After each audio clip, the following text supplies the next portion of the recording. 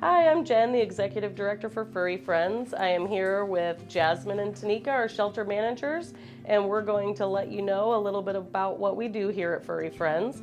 So we are a nonprofit, no-kill cat shelter, and we have only 3 employees but 200 volunteers, and we are here to rescue the cats that need the most rescuing. So we help hoarding cases, neonatal kittens, injured kittens, sick cats, abandoned. And in this video, we're going to be hearing from 2 of our fosters, Heather and Kate, and also one of our longtime supporters, Virginia.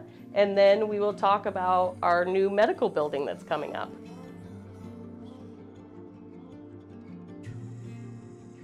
I started my foster journey about 16 years ago, actually at the Humane Society for Southwest Washington. I actually worked there. I was the volunteer coordinator and later the director of community programs. So I actually oversaw the foster department.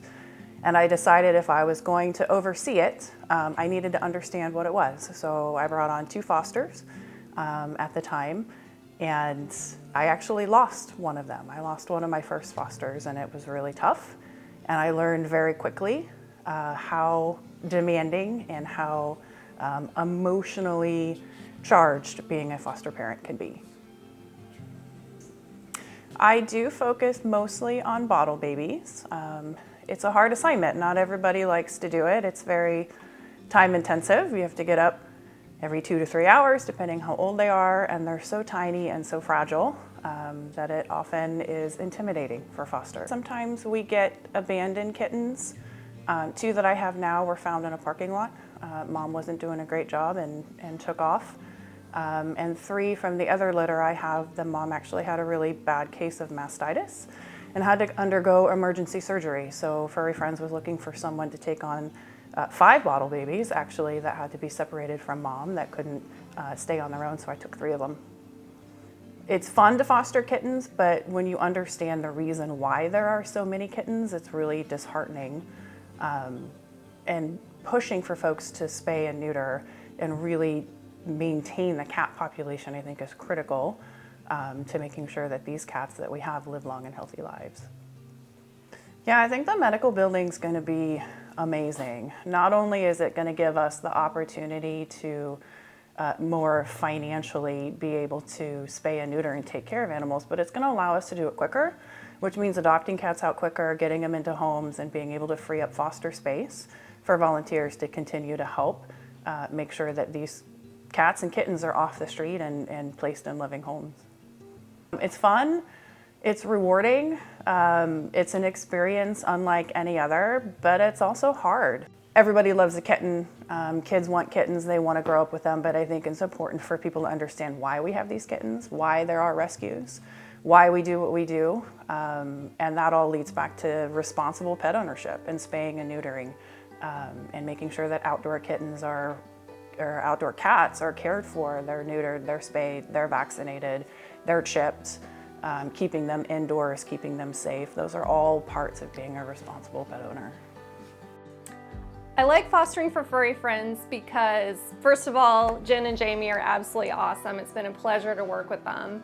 It's also been in an environment where I'm able to excel where I want to. I really love doing animal medical, and they've given me lots of opportunities to learn more about the medical, to take on these cases, and then even now, at this point, Jen also asked me if I wanted to help out as the foster coordinator. So I've been able to step into that role that's been really exciting, really fulfilling to get to help even more kitty cats. So, and this is another of my current fosters named Smokey. Smokey is a very young mom cat that was brought to the shelter with, I believe, 4 kittens. She unfortunately had mastitis pretty early, so we had to bring her to the ER. I also have Rosie's sister, Pippi. It's so awesome that the shelter, even though they're going on about 1.5 years old, they've kept them together because they're highly bonded kittens that absolutely love each other, sleep together, groom each other. So I'm very happy that they ended up at a shelter that was dedicated on keeping them together through the whole process. I think it helps Rosie's feeling to have her sister with her. The hardest part about fostering is that sometimes there's not quite enough funding for all the different stuff. Furry Friends is really lucky that there's so many awesome supporters, but that's probably the biggest mountain that we have to get over constantly in fostering, is that there's so many animals coming in, there's so much need for money, so much medical, so much different things. So thank you to everybody that supports that, but that to me is one of the biggest challenges. My first encounter with Furry Friends was when I saw them at the Esther Short Park. They were at the Recycled Arts Fair. And as I talked to them, I found out they were having a raffle for one of these fantastic cat trees by Royal Meow Castles. And I bought a bunch of tickets, and I, who never win anything, won the cat tree. So that started my relationship with Furry Friends. Then, subsequently, we found out that there was a need for a foster of an elderly black cat named Lucy, who was living in somebody's house in a confined space. And so one of my staff actually took her on as a foster until she passed away. And I was so impressed with how Furry Friends was helping out this elderly cat. I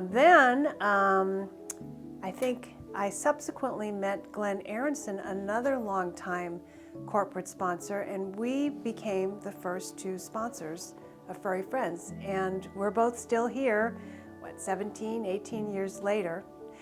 And I will say I am so impressed with how the rescue has grown. When I first met them, Furry Friends was renting space. They had a small shelter, and now, 17 years later, they own their own property. They have this beautiful shelter that doesn't look like a sterile environment. It looks like a wonderful place. You can see all the cats over here. It's a wonderful place for them to stay while they're waiting for their forever home.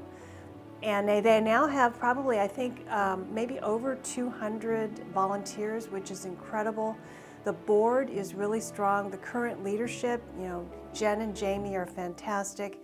So I am just super thrilled at how the practice, or how the rescue has grown and prospered under the new leadership. But what I'm super excited about is the medical building that they're going to be building on this site. And that's one of the cool things about them owning this property, that they have room to put this on there so that they can, any cat they take in, they can do spay and neuter on site, which is going to be huge. And so we are outside at the location where our future building will be, and we are building a new medical building so that we can bring our spay and neuters in-house and also start a TNR program for Clark County, because the only resource for TNR currently is over in Oregon, and they cannot even keep up with how many cats there are that need this service. So TNR is basically trap, neuter, or spay and return.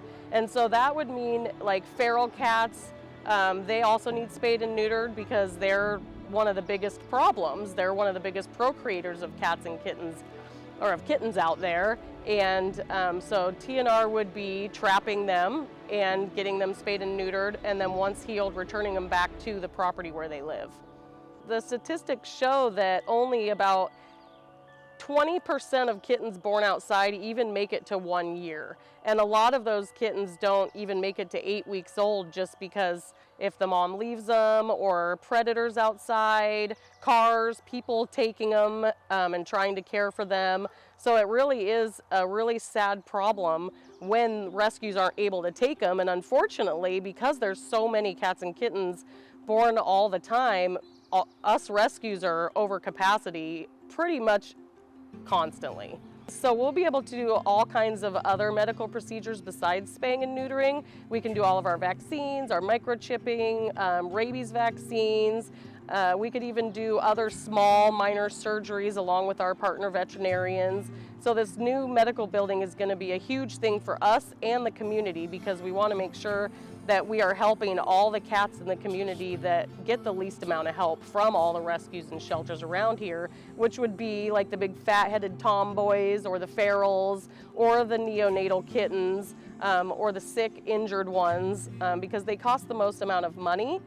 And those ones are the harder ones to save, and those are the ones that we want to try to save, and our medical building will really help with that. Because right now we have to pay other veterinary offices or other rescues to help us with those services, and once we bring those in-house, we can probably cut our costs down by half, and then that'll enable us to free up that money to start our new TNR program to in turn help even more cats. And later on, we can even help other smaller rescues with their spaying and neutering needs. Yearly, we're tracking to spend about $160,000, which, you know, is a lot, but these kitties are worth it, and it costs about $500 per healthy kitten to raise it up to adoption age. And so even if they have like extra medical care, like if they have a hernia that needs a surgery, or if they have a URI or any kind of sickness, then, you know, that dollar amount goes up. And so we foresee our medical costs getting higher than that every year, because we're on track to probably adopt out about 800 cats this year, when last year it was 672 and the year before that was 500. So we're tracking, you know, 150 cat and kitten growth yearly right now.